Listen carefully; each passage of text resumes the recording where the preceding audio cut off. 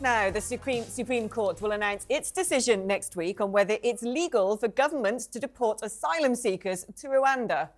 Last month, the Home Office challenged a Court of Appeal ruling from June that the multi-million-pound deal was unlawful.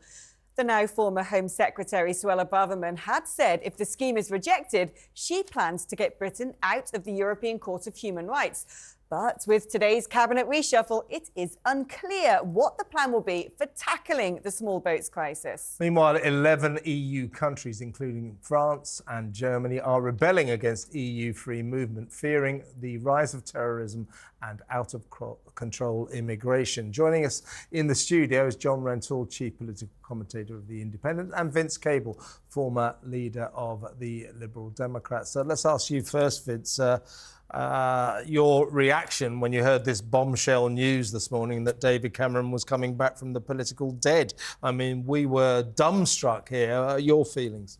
Well, I thought it was actually rather a smart move. I mean, he did preside for 5 years with Nick Clegg over a very stable, competent government, and after all the chaos that's followed it sends good vibes, I think. And he's got oodles of charm, which is what you need for a diplomat. I mean, there obviously is a downside. I mean, he's carried the baggage around Greensill and his catastrophic error over the referendum on Europe. But, there is a downside, there's an upside. But I think on balance, it's a good move. I mean, John, listening to Sir Vince there saying, he thinks it's a good move. Of course, the coalition government with the Lib Dems and Conservative government was, some might argue, a stable period. But do you think this reflects a Conservative Party who are now looking more to that side of the electorate to get their support rather than the Red Wall, and are therefore shifting everything policy-wise? Well, that's the signal it sends, isn't it? I mean, it suggests, and there have been several voices, including Matt Hancock, suggesting that this is a move to the centre. And I think, that is definitely where Rishi Sunak is looking. He's looking to try and minimise the losses at the next election. He's looking to try and defend his seats in the south of England, sort of Remainer-type seats, against, and he's just giving up on the Red Wall in the north and the Midlands.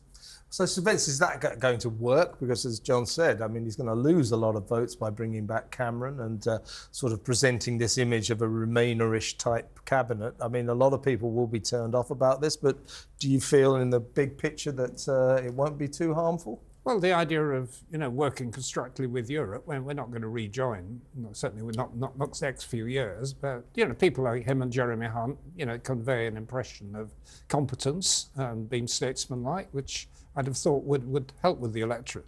And I think it needs to be seen a bit in conjunction with the Braverman exit.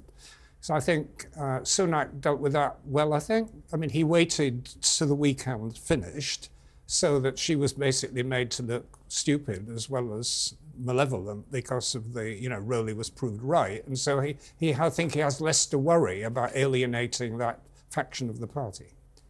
I mean, it's interesting looking at what's going to happen on Wednesday and this judgment on whether or not the Rwanda plan can go ahead. On the doorsteps, a lot of people saying that the small boats crisis is, something that really does concern them, and it's the one thing Rishi Sunak seems to not be able to do anything about.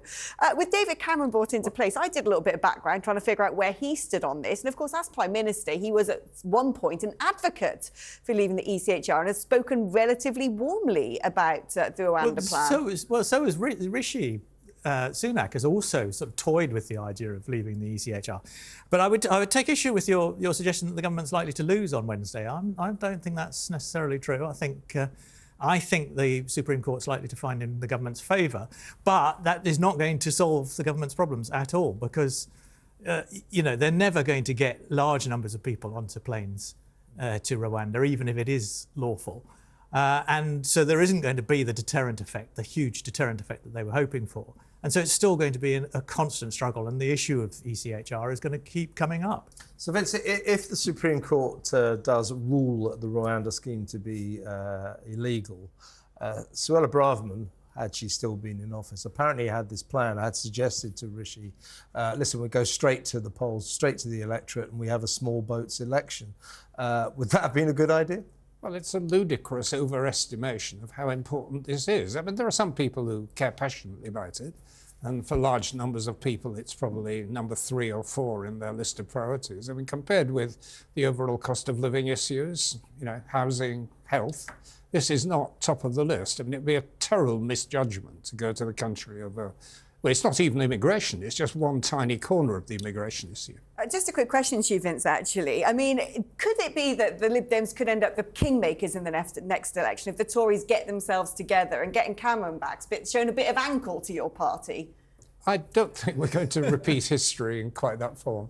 It may well be that the Lib Dems are in an important strategic position after the election, because the chances of Labour getting an overall majority are not great. But I don't think history is going to repeat itself through a coalition. We haven't got long left, but we do have a caller on the line. It'd be interesting to see what you think of what Morris has to say from Peterborough. Hit us, Morris. What is it? Yes, good afternoon, Kevin and Alex and the other gentleman there. I was just amazed at the appointment of David Cameron, a failed half-prime minister. He shared the post with Nick Clegg, and surely the most logical thing now for Rishi Sunak to do is to telephone Nigel Farage in Australia, beg him to come back and help to form a government that will actually, at the next election, garner an enormous number of the popular vote. Well, I would love Very that. quickly, I love good that. idea. Nigel Farage, who couldn't even get elected as an MP 7 times in this country. Now, I mean, Nigel Farage Mate, is you're not... talking about the future king of the jungle. Vince and I are going to campaign for proportional representation. We'll sort that out. I think the call is not quite so daft as we're making it, because if the Tories do really badly, the idea of getting a safe seat for Farage and catapult him into the leadership isn't completely bonkers. Vince, don't be ridiculous. The Tory MPs hate him, as you know. Well, And yeah. I mean, almost as much as they hate Suella Braverman. Well, we'll see. So full of hate, aren't they? I could tell you what his game plan is, but I'm not going to. But all I can say is this is definitely is working in Nigel's favour. What is his game plan then? I think he'd quite like to see something happen where, as Vince was saying, Labour don't get an overall majority. Everything squishes back into the centre. PR comes in, and then guess what? You get a repeat of European politics here in Britain. Well, it all depends on how good he is at eating kangaroos' backsides, don't you think? I mean, that's what it revolves on, his future. I think that's also a strategic decision he's made to go into the jungle for this very reason, believe it or not. He said this morning it was because there were so many young viewers, he wanted to converse with them. But I think the £1.5 million was also a factor in his decision to go to the jungle. What do you reckon? No, it is interesting. The man trends on TikTok. And it's funny, isn't it? He's one of those people, whether he's in the country, out the country, the ghost of Nigel Farage will always follow British politics. And this is going to be a field day for him. Well, it didn't breathe life into Matt Hancock. What would? Well, the ghost of Nigel Farage is going to follow me around because some time ago, before the referendum, I said in 5 years' time, the British people will have forgotten who Nigel Farage was. So that put me in my place. Yeah, I'm afraid unlikely to happen.